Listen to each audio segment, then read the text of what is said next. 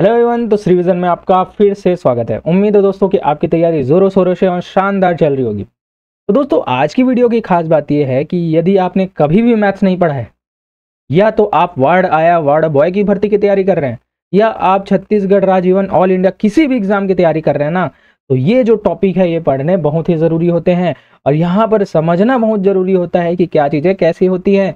इसीलिए मैं आपके लिए इस प्रकार की एक शानदार वीडियो लेकर आ रहा हूँ।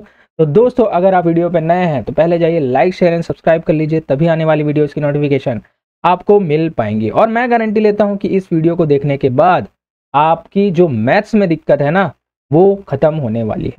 तो चलिए हम बढ़ते हैं हमारे आज के वीडियो की ओर। तो चलिए वीडियो को स्टार्ट करने से पहले आपके हाथ में कॉपी पेन होना चाहिए, क्योंकि यहाँ पर प्रैक्टिस मेरी नहीं आपकी हो रही है। तो आप मेरे साथ में सॉल्व करते जाइएगा और उसका आंसर कमेंट बॉक्स में साथ में ही देते जाइएगा, ठीक है। तभी मुझे लगेगा कि हाँ आपको ये चीज़ें समझ में आ रही है।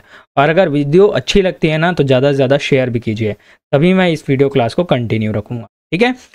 और मेरी गारंटी है ना कि आपका संपूर्ण सिलेबस मैं कंप्लीट कराऊँ जब तक कि आपका एग्ज़ाम ना आ जाए, ठीक है। तो चलिए यहाँ पर दिया है क्वेश्चन नंबर पहला कि अंडर रूट 196 अर्थात वर्गमूल 196 तथा घनमूल 64 का मान ज्ञात कीजिए, ठीक है। इन दोनों का योग दिखाना है। तो देखिए यहाँ पर 3 लिखा है, इसका मतलब क्या है, घनमूल है, और यहाँ पर कुछ नहीं लिखा है, इसका मतलब है वर्गमूल है, ठीक है।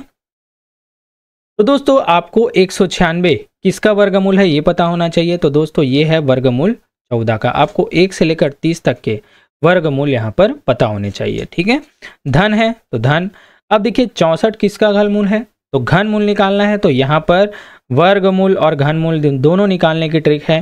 कैसे, अभाज्य गुणनखंड निकालिए। चलिए किससे जाया, 2 तिया 6, 2 दूनी 4, फिर किससे गया, 2 एक कम 2, 2 छक्का 12, फिर किससे गया, 2 अट्ठे 16, फिर किससे गया, 2 चौक 8, और फिर जाएगा 2 दूनी 4, और फिर जाएगा 2 एक कम 2। इस प्रकार से अब हमको क्या बनाना है, घनमूल निकालना है। इसलिए जोड़ी भी 3 का मिलेगा, 3 का, ठीक है। घन के लिए 3 की जोड़ी बनाइए, तो 1 2 और 3, ठीक है। ठीक उसी प्रकार से 1 2 और 3, इस प्रकार से 2 जोड़ियां बनी। तो किसकी किसकी बनी, एक 2 की बनी और दूसरे भी 2 की बनी। तो 2 दूनी 4 अर्थात 64 किसका घनमूल है, 4 का घनमूल। घनमूल का मतलब होता है 4 को हम कितनी बार गुणा करें, 3 बार, है ना। तो यही क्या है, घनमूल। अर्थात 4 को हम 3 बार गुणा करेंगे तो 64 आएगा। ठीक उसी प्रकार से वर्गमूल का मतलब होता है 14 को हम अगर 2 बार गुणा करें तो 196 आ जाए, ठीक है। उम्मीद है चीज़ें आपको समझ में आ रही होगी। मैं एकदम बेसिक से जा रहा हूँ ना। तो देखिए 14 धन 4 कितना हो जाएगा, 18। तो हमारा आंसर हो जाएगा ऑप्शन नंबर ए, 18, ठीक है। बहुत ही शानदार क्वेश्चन था। चलिए अब धीरे धीरे लेवल बढ़ाते चलते हैं ना, सभी लेवल के क्वेश्चन हम करेंगे। तो देखिए वर्गमूल 81/100 ऋण घनमूल 1/8 को सरल करना है। चलिए भाई करते हैं। तो देखिए इसको इस प्रकार से लिख सकते हैं, वर्गमूल है 81/100, ठीक है। और यहाँ पर ऋण है और ये है घनमूल, घनमूल है 1/। तो चलिए भैया रखिए। अब इस वर्गमूल को हम अलग अलग भी कर सकते हैं। तो अलग अलग अगर हम करें तो इस प्रकार से क्या होगा, अंडर रूट 81 और वर्गमूल 100 माइनस ये वर्गमूल घनमूल 1 लिख सकते हैं इसे, और वहीं इसे घनमूल 8 लिख सकते हैं, ठीक है। अलग अलग कर दिया। अब बताइए 81 किसका वर्गमूल है, 81 9 का वर्गमूल है, ठीक। 100 किसका वर्गमूल है, तो 100 है 10 का वर्गमूल ऋण। फिर यहाँ पर 1 का वर्गमूल करो घनमूल करो, क्या आएगा, 1 ही आएगा। और वहीं 8 किसका घनमूल है, मतलब किस संख्या को 3 बार गुणा करे कि 8 आएगा, तो दोस्तों 8 है 2 का वर्गमूल, ठीक है। देखिए यहाँ पर 2 को अगर हम 3 बार गुणा करें ना तो क्या आएगा, 8 आएगा ना। तो यही क्या होगा, उसका घनमूल। चलिए अब इसको सॉल्व करना है। तो इसको सॉल्व करने की बहुत ही शानदार ट्रिक है, क्या कि अगर हर अलग अलग है ना, हर अलग अलग है तो आपको तिर्यक गुणा करना है। देखिए इन दोनों का गुणा करना है, फिर इन दोनों का गुणा करना है, ठीक है। उसके बाद लास्ट में नीचे के दोनों का गुणा कर देना है, ठीक है। तो चलिए कर दीजिए, क्योंकि हर यहाँ पर नीचे की संख्या अलग अलग है, ठीक है। चलिए अब क्या करेंगे, 9 दूनी क्या हो जाएगा, 18 ऋण 10 का गुणा 1 से करेंगे तो क्या हो जाएगा, 10 एक कम 10 बटा 10 का गुणा 2 से कीजिएगा तो कितना आएगा, 10 दूनी 20। ठीक है, तो चलिए सॉल्व कीजिए। 18 में से 10 गया 8/20। ठीक है, तो ये हो जाएगा, काट दीजिए, 4 से चले जाएगा, 4 दूनी 8 और 4 पंचे 20, तो 2/5 हमारा आंसर आएगा। तो ऑप्शन नंबर बी यहाँ पर करेक्ट होगा। तो इसी लेवल के क्वेश्चन आपके बनने वाले हैं, और लेकिन अगर बेसिक भी आदमी को नहीं पता ना, तो ये क्वेश्चंस भी नहीं बनते मोस्टली लोगों से। ठीक है, इसके बाद वीडियो मैं करा दूंगा नेक्स्ट प्यून की जो एग्ज़ाम आई थी ना, उसमें किस प्रकार से क्वेश्चन पूछे गए थे, उसकी भी मैं यहाँ पर सॉल्यूशन आपको दे दूंगा, ताकि आपको ये अंदाज़ा लगा पाएँ कि किस लेवल के क्वेश्चन पूछे जाते हैं। चलिए भाई, वर्गमूल 164-25 है, मतलब पूरे का वर्गमूल है, पूरे का, है ना। तो सबसे पहले देखिए इस प्रकार से है, इस प्रकार से 164-25 है ना। तो सबसे पहले कोष्टक को सॉल्व कीजिए भाई। कोष्टक को सॉल्व कर लेंगे तो क्या आएगा, आपस में इन दोनों को जोड़िए। चलिए भाई जोड़िए इन दोनों को, तो 5 और 4 क्या हो जाएगा 9, 4 और 2 6, और फिर ये 1, 144-25 169 होगा। अब बताइए 169 अर्थात 169 किसका वर्गमूल है, तो दोस्तों ये 13 का वर्गमूल है। ठीक है, तो 1 से 30 तक आप वर्गमूल याद कर लीजिएगा। तो ऑप्शन नंबर बी यहाँ पर करेक्ट है। ठीक है, वरना वर्गमूल निकालने की ट्रिक तो मैंने बता रखी है, क्या कि इस प्रकार से इसका क्या निकालना है वर्गमूल। जिसको नहीं आता मैं आपको बता दूं, देखिए 169 इस प्रकार से निकाल दीजिए। तो ये किसके पहाड़े में जाएगा, तो अगर इसको मैं पहाड़े में देखूँ ना, तो ये केवल और केवल 13 के पहाड़े में जाएगा। ठीक है, तो 13 एक कम 13, 13 तिया 39, फिर ये जाएगा 13 एक कम 13, तो कितने की जोड़ी बनी, वर्गमूल में 2 की जोड़ी बननी है, तो इसीलिए 13 क्या हो जाएगा इसका वर्गमूल। ठीक है, चलिए अब आगे बढ़ते हैं। फिर वर्गमूल 225 गुणित घनमूल 27 भागित वर्गमूल 81 का मान क्या होगा। चलिए भाई, बहुत ही शानदार क्वेश्चन है। सबसे पहले हम किसको सॉल्व करेंगे, ब्रैकेट को सॉल्व करेंगे, कोष्टक वाले को सॉल्व करेंगे। तो बताइए वर्गमूल 225 किसका मान है, तो वर्गमूल 225 किसका वर्गमूल है, तो ये 15 का है। ठीक है, 225 का वर्गमूल 15 होता है, गुणा 27 का घनमूल निकालना है, मतलब किस संख्या को 3 बार गुणा करूं कि 27 है, तो दोस्तों 27 जो है 3 का घनमूल है ना। अब भाग है तो भाग है, अब इसको क्या करना है, ये किसका वर्गमूल है, तो 81 का वर्गमूल। ठीक है, अब इसे किस प्रकार से लिख सकते हैं, 15 गुणित 3 भाग है तो ये। ठीक है, इस प्रकार से हम समझा सकते हैं। तो 3 एक कम 3 गया, 3 तिया 9 गया, फिर 3 से कट जाएगा, 3 एक कम 3 और 3 पंचे 15, तो क्या हुआ हमारा आंसर, अंतिम उत्तर आएगा 5 एक कम 5, अर्थात 5 हमारा उत्तर होगा। ऑप्शन नंबर बी यहाँ पर करेक्ट होगा।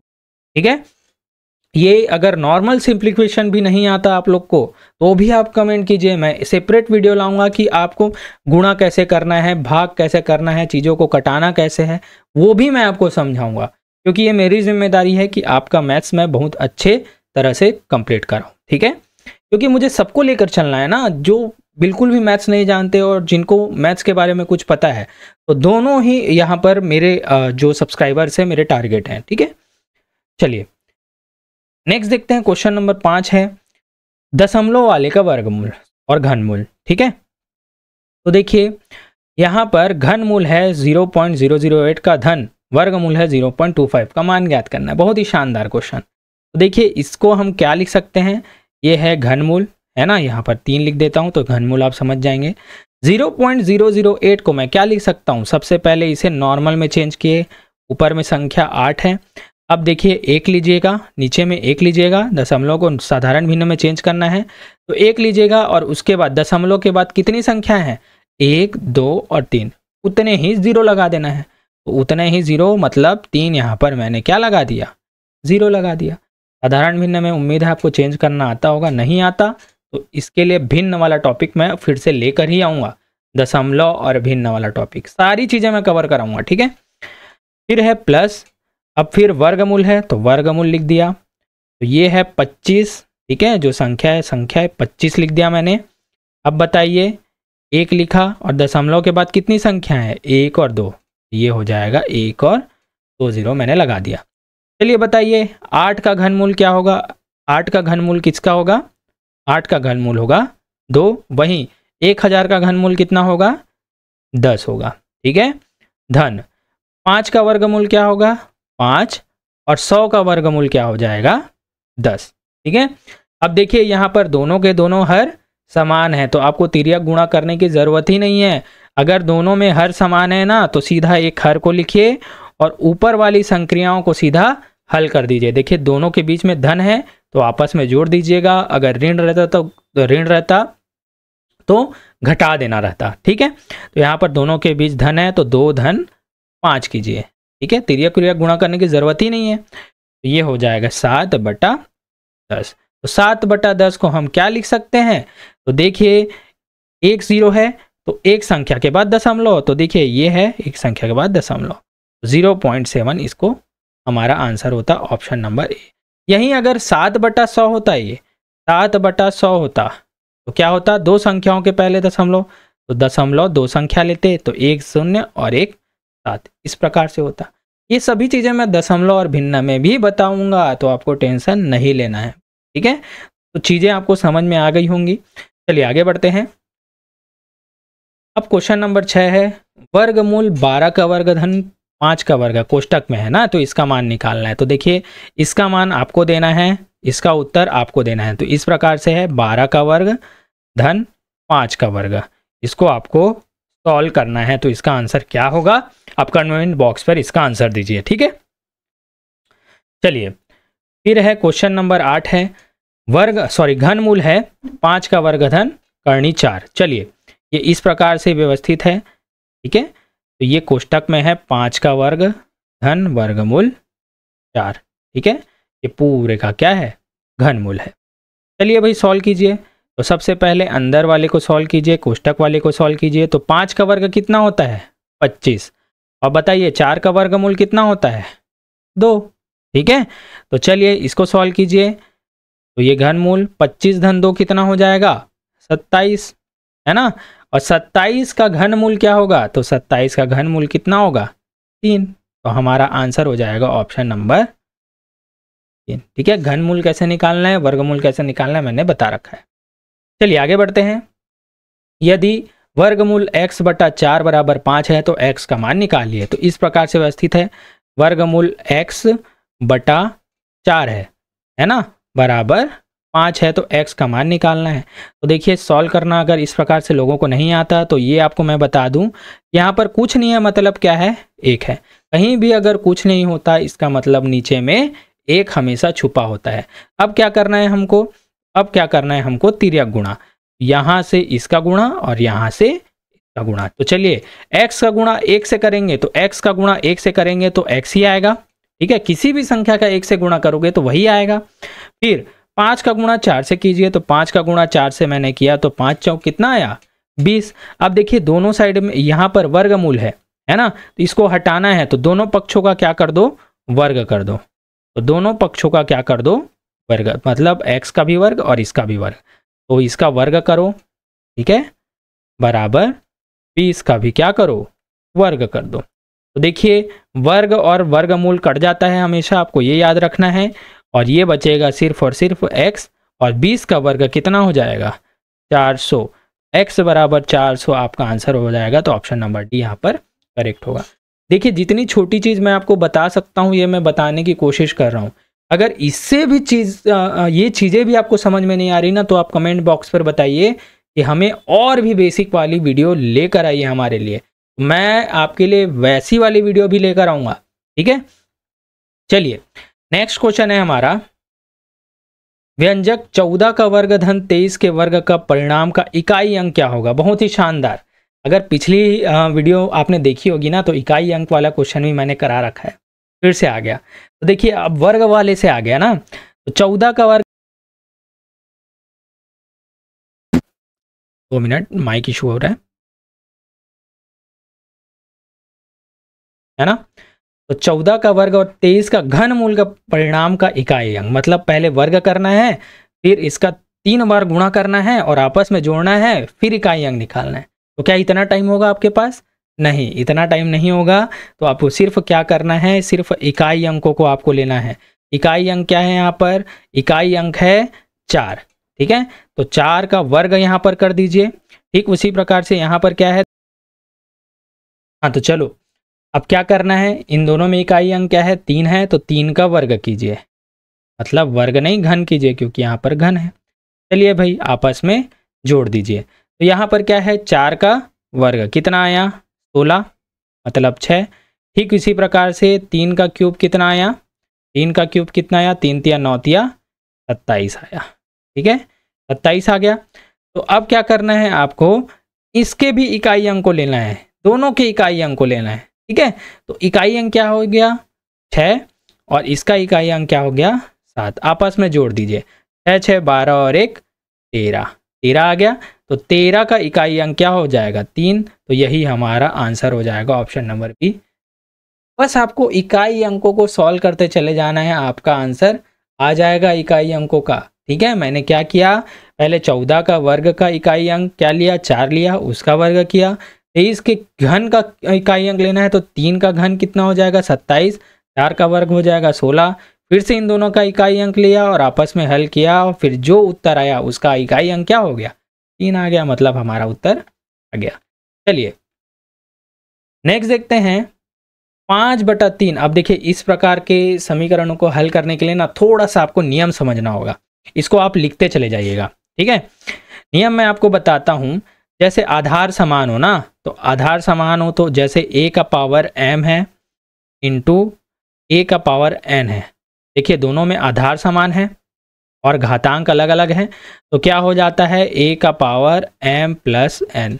तो जब आधार समान होते हैं ना तो जो घातांक है वो आपस में जुड़ जाते हैं। ठीक है वहीं अगर आधार समान है, ठीक है आधार समान है और भाग में है, घातांक अलग अलग हैं, तो क्या होगा, तो ये हो जाएगा a का पावर m माइनस n।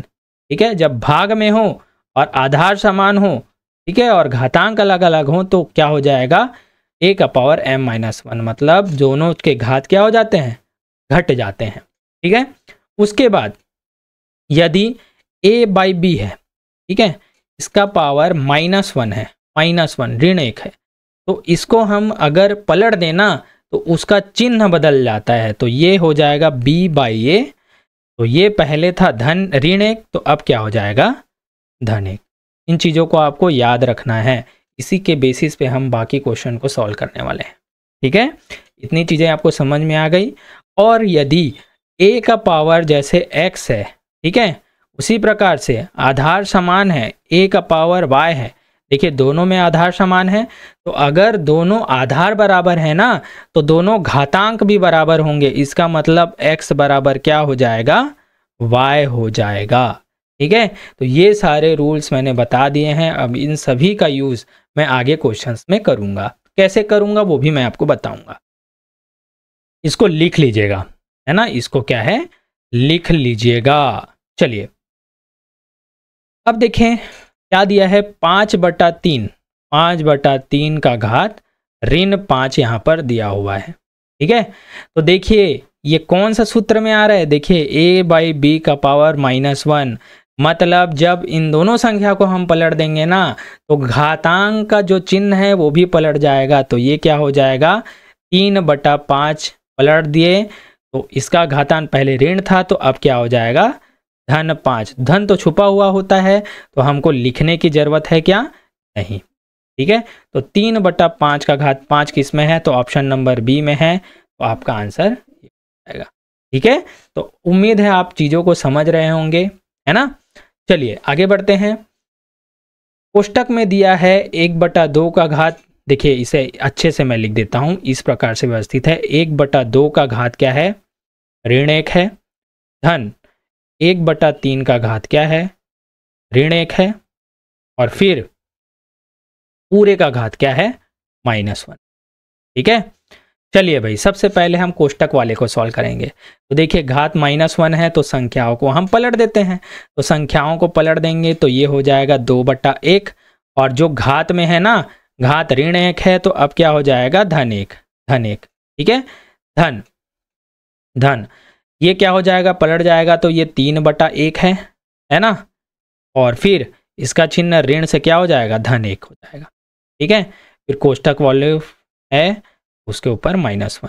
देखिए घात 1 है तो कोई मतलब नहीं है, ठीक है, बटे में 1 है तो कोई भी मतलब नहीं है, तो इसे वो सीधा क्या लिख सकते हैं हम 2 धन 3 लिख सकते हैं। और इसका पावर कितना है -1, तो 3 धन 2 बराबर क्या है 5 का पावर -1 है। तो देखिए यहाँ पर कुछ नहीं है, मतलब क्या है 1 है। तो चलिए भैया घात को चिन्ह को परिवर्तित करना है तो आपस में पलट दीजिए, तो ये हो जाएगा 1/5 का घात 1, ठीक है, तो सीधा आ जाएगा 1/5 आपका उत्तर, ये आंसर हो जाएगा, ठीक है। तो जो घात में 1 वेक अगर आता है ना तो उसको तो सीधा भूल ही जाया कीजिए, है ना, क्योंकि 1 की कोई वैल्यू यहाँ पर होती ही नहीं है। चलिए तो 1/5 हमारा ऑप्शन नंबर बी यहाँ पर करेक्ट होता है, ठीक है। एक एक चीज़ मैं यहाँ पर आपको लिख के समझा रहा हूँ, क्यों, क्योंकि एक भी चीज़ आपसे मिस नहीं होनी चाहिए, अन्यथा इतना लंबा मुझे बनाने की ज़रूरत ही नहीं पड़ती, ठीक है। चलिए यदि 7 का पावर x है बराबर 343 है तो x का मान ज्ञात कीजिए। तो देखिए यहाँ पर दोस्तों 7 का घात दिया है, घात दिया है 343, है ना। तो इस प्रकार के क्वेश्चन का जो ट्रिक है मैंने बता रखा है, फॉर्मूला मैंने बता रखा है, क्या a का पावर x है और a का पावर y है तो घातांक बराबर हो जाते हैं। ठीक इसी प्रकार से हम इसे भी सॉल्व करेंगे। कैसे? 343 को भी हम 7 के आधार के रूप में चेंज करेंगे। तो 7 का पावर x है तो 343 को हम क्या लिख सकते हैं 7 का घात 3, मतलब 7 को मैं 3 बार गुणा करूंगा तो 343 आ जाएगा। तो घनमूल निकाल दिया मैंने, ठीक है। अब देखिए आधार जब समान है, आधार जब समान है तो घातांक भी क्या होते हैं बराबर। इसका मतलब क्या हो जाएगा सीधा x बराबर भी क्या आ जाएगा 3। तो सीधा आपका आंसर आ गया x का मान ऑप्शन नंबर बी, ठीक है। तो इसी नियम से ये क्या है क्वेश्चन हमने सॉल्व किया है। a बराबर x बराबर a बराबर y है तो x बराबर y होता है, ठीक है। चलिए नेक्स्ट देखते हैं। 2 का घात ऋण 1 है गुणा 4 का घात ऋण 1 है भागित 2 का घात ऋण 2 है, तो मान ज्ञात करना है। बहुत ही आसान है, चलिए सॉल्व कीजिए। 2 का पावर ऋण 1 है तो इसको मैं क्या लिख सकता हूँ, यहाँ पर कुछ नहीं है मतलब 1 है, यहाँ पर कुछ नहीं है मतलब 1 है, यहाँ पर भी कुछ नहीं है मतलब 1 है ना, कुछ नहीं होता मतलब 1 होता है। तो इसको अगर ऋण 1 है इसको हटाना है तो क्या लिखूंगा मैं 1/2 और इसका पावर क्या आ जाएगा 1 आएगा, तो लिखने की जरूरत है क्या नहीं। गुणा वैसे ही 4 का घात ऋण 1 है तो इसको मैं क्या लिखूंगा 1/4, ठीक है। चलिए अब आते हैं यहाँ पर भाग है तो यहाँ पर कुछ नहीं है मतलब 1 है तो इसे क्या लिखूंगा मैं 1/2 का घात 2, ठीक है। पलट दिए तो चिन्ह परिवर्तित हो जाता है ना, ये बात आपको याद रखना है। चलिए अब इसे सॉल्व कीजिए। अब इन दोनों को अगर हम सॉल्व करें तो 1 का गुणा 1 से करेंगे तो 1, 2 का गुणा 4 से करेंगे तो 8, ठीक है। अब भागित ये हो जाएगा 1/4। अब देखिए और एक चीज मैं आपको बता दूं, अगर आप इस प्रकार से बटे वाले का चिन्ह परिवर्तित करते हैं, जब अगर इस प्रकार है ना भाग है यहाँ पर और आप संख्याओं को पलट देंगे ना तो वो क्या बन जाता है गुणा। चलिए जैसे 1/8 है, ये भाग को मैं अगर गुणा में परिवर्तित कर दूं तो ये 4/1 अब पलट के क्या हो जाएगा 1/4 पलट के अब क्या हो जाएगा 4/, ठीक है। बस इस प्रकार से जब आप गुणा को भाग में परिवर्तित करें या भाग को गुणा में परिवर्तित करें तो बस आप संख्याओं को पलट दीजिएगा, ठीक है।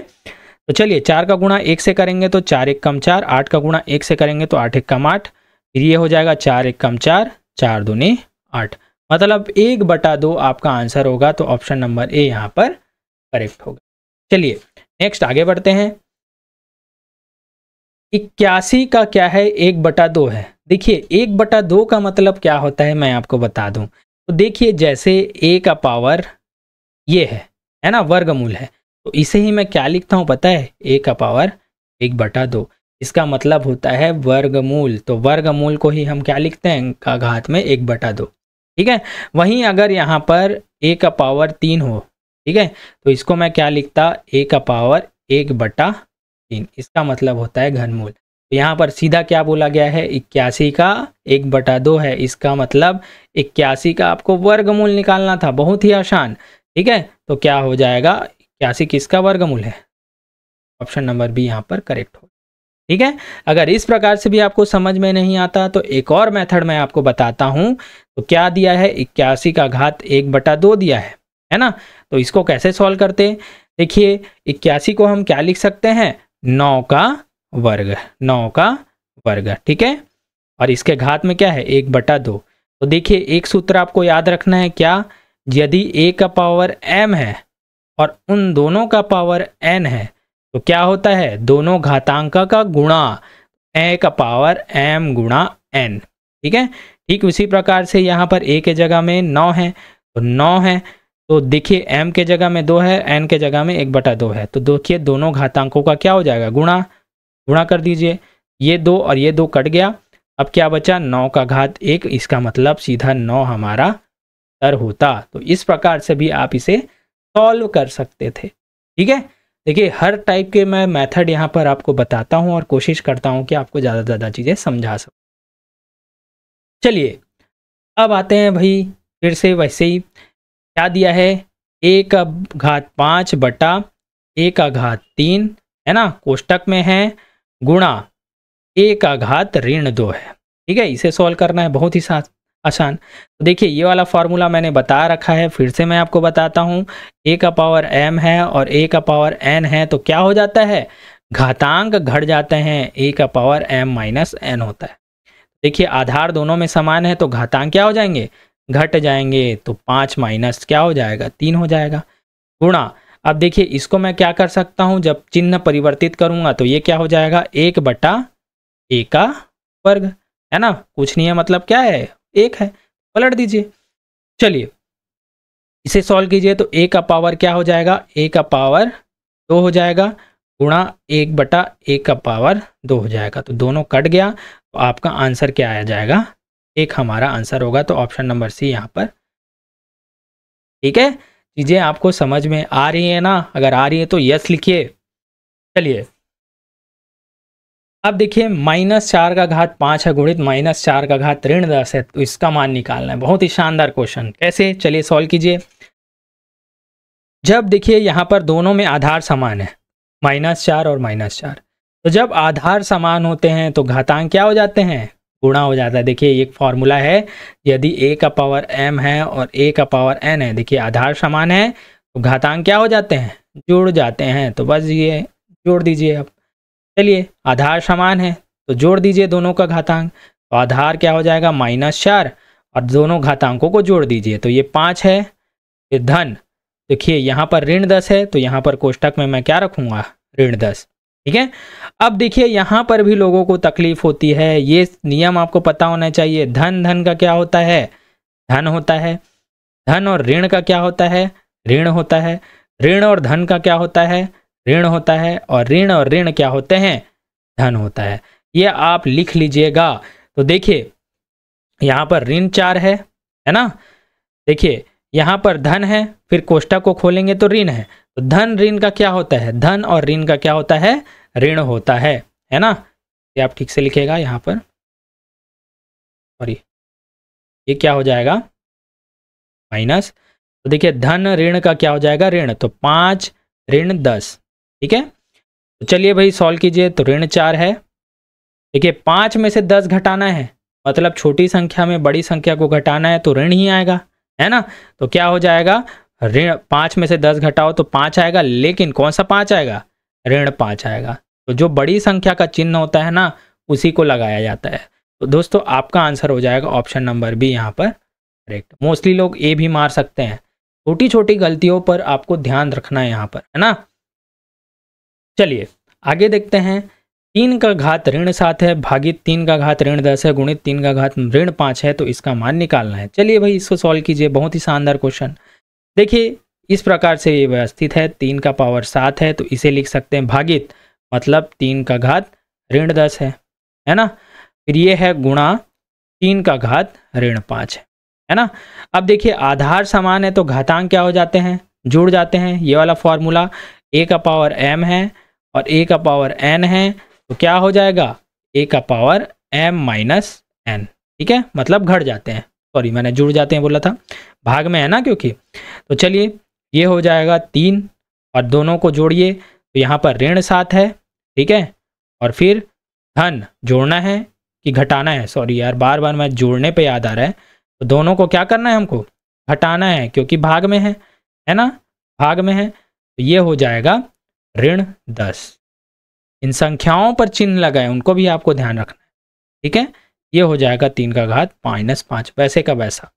अब चलिए भाई कोष्टक खोल दीजिए, तो 3 का घात ये ऋण 7 है, और ऋण का क्या होता है, धन। देखिए मैंने बता रखा है ऋण और ऋण का गुणा धन होता है। चलिए भाई ऋण और ऋण क्या हो जाते हैं, धन हो जाते हैं, तो ये 10 हो जाता है। गुणा, सॉरी यहाँ पर गुणा होगा ना, गुणा 3 का घात -5 है ना। चलिए भाई ये 3 है, तो ये -7 धन 10 करेंगे तो कितना आएगा, बड़ी संख्या में धन का चिन्ह है और दोनों को घटाना है, तो क्या हो जाएगा, 10 में से 7 घटाइए तो 3, गुणा 3 का घात -5 है, 3 का घात -। अब देखिए फिर से आधार जब समान है तो घातांक क्या हो जाएंगे, जुड़ जाएंगे। आधार समान है तो घातांक क्या हो जाएंगे, जुड़ जाएंगे। फॉर्मूला मैं लिख देता हूँ फिर से, एक एक चीज मैं बता रहा हूँ ना आपको। यदि a का पावर m है इंटू a का पावर n है तो घातांक क्या हो जाएंगे, जुड़ जाएंगे। a का पावर m+1 n होता है ना। चलिए जोड़ दीजिए, तो 3 है तो 3 का घात, ये दोनों आपस में जुड़ेंगे तो 3 धन ऋण 5 है ना। सॉल्व कीजिए तो 3 हो गया। धन और ऋण का क्या होता है, ऋण, इसका मतलब 3 ऋण 5। तो चलिए भैया घटाइए, तो देखिए छोटी संख्या में बड़ी संख्या को घटाएंगे तो ऋण का चिन्ह आएगा, और 3 में से 5 गया, कितना हो गया, 2। 3 का घात -2, तो ऑप्शन नंबर बी में यहाँ पर दिया हुआ है 3 का घात -2, ठीक है। चूंकि मैं आपको छोटी छोटी चीजें समझा रहा हूँ ना, इसीलिए आपको लंबा दिख रहा है, वरना तो ये 2 लाइन में इसका आंसर आता है ना। मुझे ये सब चीज करने की जरूरत होती ही नहीं है, इसलिए ज्यादा से ज्यादा प्रैक्टिस कीजिए। अब चलिए ये जो है ये दशमलव से संबंधित है, फिर भी यहाँ पर क्वेश्चन आ गया तो मैं आपको बता दूं कि इसको मानक रूप में व्यक्त करना है ना। 0.00000056 फिर को मानक रूप में व्यक्त करना है। तो देखिए मानक रूप होता क्या है, तो मानक रूप होता है a इंटू 10 की पावर n, ठीक है। a गुणा 10 की घात n, इस प्रकार से अगर आप 10 की घात में इसे व्यक्त करते हैं ना तो ये मानक रूप होता है, ठीक है। और दशमलव की पहले एक ऐसी संख्या आपको रखनी है जो कि शून्य ना हो, ठीक है। तो दशमलव के पहले केवल एक संख्या रखिए, बाकी को दशमलव के बाद रखिए। जो भी संख्यात्मक वाले मान है ना, जो शून्य नहीं है उनको दशमलव के बाद रखना है। चलिए भाई क्या करना है, देखिए दशमलव के पहले एक संख्या लेंगे, तो देखिए एक संख्या ये 5 है ना, यहाँ पर दशमलव लगा दीजिए। उसके बाद कौन सी संख्या है, 1 और 2, 6 और 4 है, 6 और 4 है, ठीक है। वैसे का वैसे रखिए, गुणा कीजिए, 10 के घात में रखना है, 10 के घात में रखिए। अब देखिए दशमलव के पहले, दशमलव के बाद और 5 से पहले कितनी संख्याएं थी, देखिए 1 2 3 4 5 6 और 7, 7 के बाद दशमलव लगाया इसलिए 5 को भी हम काउंट करेंगे। तो सीधा यहाँ पर हम क्या रखेंगे, 7 रखेंगे, क्योंकि यहाँ पर हम इधर जा रहे हैं, दाईं ओर जा रहे हैं, इस ओर जा रहे हैं, है ना, इस ओर जा रहे हैं, तो क्या लगाएंगे हम, ऋण का चिन्ह लगाएंगे, ऋण का चिन्ह लगाएंगे। क्यों लगाएंगे, चलिए मैं आपको और समझा देता हूं। जैसे 5/, यहाँ पर 5/10 है ना, 5/ या फिर 100 है। तो इसको मैं क्या लिखता, अगर ये लिखना रहता तो 5 गुणा क्या लिखता, 10 का घात, या फिर अगर इसमें भी आपको समझना है तो और मैं आपको सॉल्व करके बताता हूँ। क्या इसको मैं क्या लिख सकता हूँ, 5/100 को क्या लिख सकता था मैं, 10 का वर्ग, ठीक है। अब इसको सिंपल फॉर्म में तोड़ता तो 5 गुणा 10 ऊपर आता तो क्या हो जाता, ये ऋण तो धन 2 था तो ऊपर जाके क्या हो जाता, ऋण 2 होता, तो 10 का घात क्या हो जाता, ऋण 2, ठीक है। तो इसी प्रकार से तो ये भी व्यवस्थित है, अगर मैं बटा करता तो उतने 1 लगाकर 0 भी तो लगाते और फिर उसको ऊपर भी तो ले जाते, इसलिए यहाँ पर क्या आया, माइनस आया। तो इस प्रकार से आप इसे हल कर सकते हैं। इस प्रकार के क्वेश्चन मैं दशमलव वाले में भी बताऊंगा, अगर इसमें नहीं समझ आया तो आप वहां पर भी समझ सकते, ठीक है। ये बहुत बड़ा क्वेश्चन हो गया ना, इसलिए थोड़ा समझाने में और आपको समझने में थोड़ी तकलीफ हो सकती। चलिए अब क्वेश्चन है 2/5 का त्रिघात गुणित 2/5 का ऋण 6 गुणित 2 बराबर 2/5 का 2x - 1, x का मान ज्ञात। बहुत ही शानदार क्वेश्चन। देखिए ये अंतिम क्वेश्चन है ना। देखिए 2/5 का घात 3 है, इसे आपने बना लिया, इसका मतलब आपने आज की क्लास पूरी की पूरी तरह से समझ ली है। 2/5 का घात ऋण 6 है बराबर 2/5 है, इसका घात 2x-1 है। ठीक है, तो चलिए सॉल्व कीजिए। अब देखिए दोनों में क्या है, आधार समान है, तो जब आधार समान होते हैं तो घातांक क्या हो जाते हैं, जुड़ जाते हैं। चलिए भाई जोड़ दीजिए, ये आधार समान है तो दोनों घातांक जुड़ जाएंगे, तो 3 धन ऋण 6, ठीक है, बराबर, इसे वैसे के वैसे लिख दीजिए, 2/5 2x-1। चलिए सॉल्व कीजिए तो क्या हो जाएगा, 2/5, धन और ऋण का क्या हो जाएगा, ऋण, धन और ऋण का ऋण होता है, तो 3 ऋण 6, मतलब छोटी संख्या में बड़ी संख्या को घटाना है तो चिन्ह आएगा ऋण का, और 3 में से 6 गया, कितना बचा, 3। ठीक है, तो 2/5 का क्या हो जाएगा, -3, और यहाँ पर 2/5 का घात 2x-1। एक चीज और मैंने बताई थी, क्या, जब घातांक इस प्रकार से हो, a⁻m हो और a⁻n हो, देखिए आधार बराबर है तो यहाँ पर घातांक भी क्या होंगे, बराबर होंगे, ये भी मैंने बताया है। तो देखिए यहाँ पर आधार बराबर हैं तो दोनों घातांक बराबर हो जाएंगे, तो दोनों की तुलना कर दीजिए, तो ऋण 3 बराबर क्या हो जाएगा, 2x-1। ठीक है, अब देखिए 2x को यहीं रहने दीजिए, एक को इधर पक्षांतर कर दीजिए, तो 2x, ऋण इधर जाके क्या हो जाएगा, धन, तो ऋण इधर जाके हो जाएगा धन, तो ऋण धन 3 धन 1, तो ऋण 3 धन 1 मतलब बड़ी संख्या में ऋण का चिन्ह है, तो ऋण 3 में धन 1 कीजिए तो कितना आ जाएगा, ऋण 2, बराबर क्या आ जाएगा, 2x। तो यहाँ पर से x बराबर क्या आ जाएगा, x बराबर हो जाएगा ऋण 2/2, ये कट जाएगा, 2 1 कम 2, लेकिन चिन्ह था ऋण, x बराबर -1 यहाँ पर आंसर है, तो ऑप्शन नंबर ए यहाँ पर करेक्ट होगा। ठीक है, तो देखिए ये सीधे मैंने 8वीं लेवल के क्वेश्चन कराए हैं, और आपका वर्ड बाय वर्ड आया में भी 8वीं लेवल के क्वेश्चन ही आने वाले हैं, तो सारे के सारे मैं क्वेश्चन यहाँ पर करा रखे हैं। अब नेक्स्ट टॉपिक में, नेक्स्ट वीडियो में हम समीकरण वाले क्वेश्चन करेंगे। ठीक है, इस प्रकार से सभी क्वेश्चन करेंगे। तो अगर आपको आगे की वीडियो चाहिए तो ज़्यादा से ज़्यादा लाइक, शेयर और सब्सक्राइब कीजिए, तभी मैं आगे की वीडियो कंटिन्यू रखूँगा। और वीडियो अच्छी लगी तो यार कमेंट कीजिए कि हाँ अच्छी भी लगी है, तभी मुझे ऐसा लगता है कि आपको चीज़ें समझ में आ रही है। इतनी मेहनत लग रही है तो इतना तो मैं भी डिजर्व करता हूँ। ठीक है, तो चलिए दोस्तों, मिलते हैं अपने नेक्स्ट वीडियो में नए टॉपिक के साथ और नए प्रकार के सॉल्यूशन के साथ। दोस्तों आज के मेरे वीडियो पर बने रहने के लिए धन्यवाद।